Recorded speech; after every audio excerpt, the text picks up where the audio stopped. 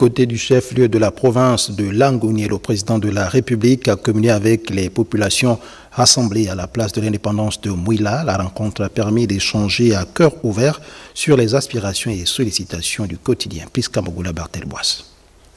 L'œuvre de construction de Langounié est un cheminement qui s'élabore dans l'unité et la cohésion sociale des fils et des filles de la dite province. Les populations ont présenté au chef de l'État, toujours aux côtés de la première dame Zita Oligingema, un chapelet de doléances inscrit au chapitre des projets prioritaires, routes, structures sanitaires, eau, électrification des zones rurales. Le pont de Langounié qui relie les deux arrondissements est construit depuis 1977, d'où la nécessité de disposer d'un nouvel usage pour la sécurité des passagers.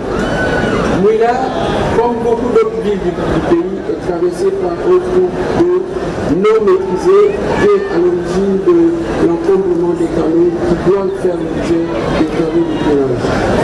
La compagnie aérienne Fly Gabon dessert plusieurs villes du pays depuis sa création. Nous sollicitons également la desserte de notre ville. Dans Langounié, le président de la République est élevé au plus haut rang dans le respect des rites et traditions de la localité. Entre ses mains, les attributs du pouvoir. Le développement de la 4e province s'élabore également avec la structuration du secteur artisanal minier entre Eteke, Malinga et Nzenzele, la valorisation du potentiel touristique avec la construction de 2 hôtels écologiques, l'un au bord du lac Bleu et l'autre à quelques encablures des chutes de l'Impératrice. Sur le plan économique, je suis conscient de la nécessité de renforcer la vivacité du secteur. En dehors de l'exploitation forestière et agricole, j'entrevois de structurer l'exploitation artisanale minière qui est faite entre Eteke, Malinga et Zenzele. Cette action entre non seulement dans le cadre du projet global de restructuration du secteur minier, mais aussi elle est destinée à offrir des opportunités d'emploi pour résorber la question du chômage des jeunes dans la province.